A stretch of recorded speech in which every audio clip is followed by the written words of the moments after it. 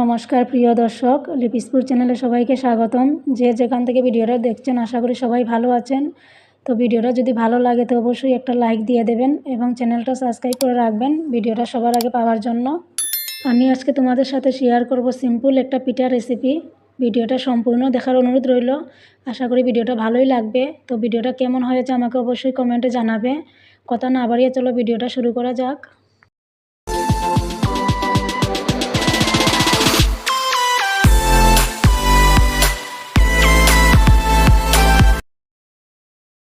এই রেসিপির জন্য প্রথমে সুজি প্রয়োজন। তো আমি এখানে সুজি নিয়েছি, অল্প আন্দাজ করে সুজিগুলো ভেজে নেব। প্রথমে ভাজার সময় কিছু দিতে হবে না, এমনিতেই খালি ভাজলেই চলবে। তারপরে দিয়ে দেব চিনি, চিনিগুলো দিয়ে দিলাম অল্প। চিনিগুলো দেওয়ার পরে ভালো করে ভেজে নেব, একটু লাল লাল কালার আসবে সুজিগুলো। দেখতেই পাচ্ছ তোমরা লাল লাল কালার এসেছে।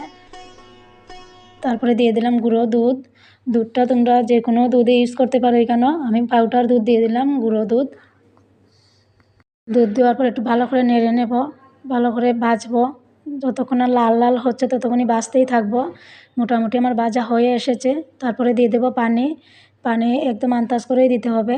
তোমরা পানিটা দেওয়া দেখে নেবে, খুব বেশি একটা না, খুব কমও না, মোটামুটি আন্দাজ করে পানি দিয়ে দিলাম। তো পানি দেওয়ার পরে এইভাবে একটু নেড়ে জলগুলো শুকিয়ে নিলাম। তো জলগুলো যখন শুকিয়ে এসেছে তখনই নামিয়ে নেব। পানি একটু বেশি হলেও কোনো সমস্যা নাই। তো এবার নামিয়ে নেব। নামিয়ে নিলাম, ঠান্ডা হওয়ার জন্য একটু সময় রেখে দেব। তারপরে দিয়ে দিলাম একটু লবণ, পরিমাণ মতো লবণ দিয়ে দিলাম। তারপরে দিয়ে দিলাম ময়দা। ময়দা দিয়ে ভালো করে ডো বানাতে হবে। ময়দাটা আন্দাজ করে দিতে হবে। যদি সুজি বেশি নরম হয় তাহলে ময়দাটা একটু বেশি পরিমাণ পড়বে, সুজি শুকনো হলে ময়দাটা একটু কম পরিমাণ পড়বে। রুটি যেমন করে বানাই এমন করেই ডোগুলো বানাতে হবে।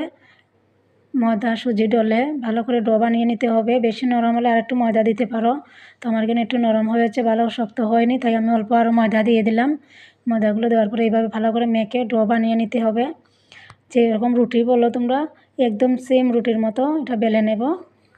অনেকেই রুটি বলার সময় গোল শেপটা আনতে পারে না। তো রুটিটা গোল না হলেও কোনো সমস্যা নাই। আজকে আমি তোমাদের দেখিয়ে দেব কিভাবে গোল করে কাটতে হবে বা বানাতে হবে সহজ পদ্ধতিতে। তো তোমরা এই জায়গাটা একটু ভালো করে ফলো করো। রুটি বানানো হয়ে গেছে। এবার যেহেতু রুটি গোল হয়নি তাই গ্লাস দিয়ে এইভাবে কেটে নেব। তোমরা যদি আরও বড় বানাতে চাও তো আরও বড় কিছু নিয়েই কাটতে পারো। যে কোনো রুটি পিঠা এমন গোল শেপ আনার জন্য তোমরা এই জিনিসগুলো ব্যবহার করতে পারো।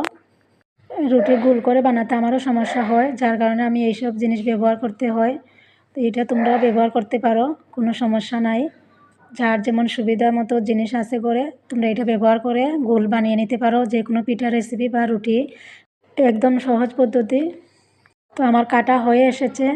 এবার দেখো ডিজাইনটা খুব সুন্দর লাগছে দেখতে, একদম ফুলের মতো ডিজাইন হয়েছে। এইভাবে একটা একটা করে উঠাবো। এই জায়গাটা তোমরা একটু ভালো করে দেখো, আশা করি সবারই ভালো লাগবে, দেখতে দারুণ লাগছে। রেসিপিটা খেতেও অনেক মজা, তোমরা না খেলে বুঝতে পারবে না। আশা করি সবাই ঘরে একবার বানিয়ে খাবে। রেসিপিটা খুব মজা, টেস্টি হয়েছে। এটা বাচ্চাদের স্কুলের টিফিনে বা ঘরে চার সঙ্গে সবাইকে দিতে পারবে। এবার গরম তেলের মধ্যে এগুলো ছেড়ে দেব। গরম তেলের মধ্যে ছেড়ে দিলাম। যখন এগুলো ভাজবো তখন চালটা একটু কমিয়ে দেবো, আগুনটা একটু কমিয়ে দেব। কি সুন্দর ফুলছে দেখো। শুধু সুজি আর ময়দা দিয়ে এত দারুণ টেস্টি একটা পিঠা রেসিপি, না খেলে বুঝতেই পারবে না কি দারুণ টেস্ট এটার মধ্যে। যদি ভিডিওটা ভালো লাগে তো একটাই রিকোয়েস্ট বন্ধুরা, তোমরা আমার চ্যানেলটা অবশ্যই সাবস্ক্রাইব করে রাখবে এবং কমেন্টে জানিয়ে দেবে তোমাদের ভিডিওটা কেমন লেগেছে। আশা করি ভিডিওটা ভালোই লাগবে। ভিডিওটা এখানেই শেষ করছি। সবাই ভালো থাকবে, সুস্থ থাকবে, আমাকে একটু সাপোর্ট করবে, তোমাদের সাহায্য আমার খুব প্রয়োজন। তো দেখা হচ্ছে নেক্সট ভিডিওতে।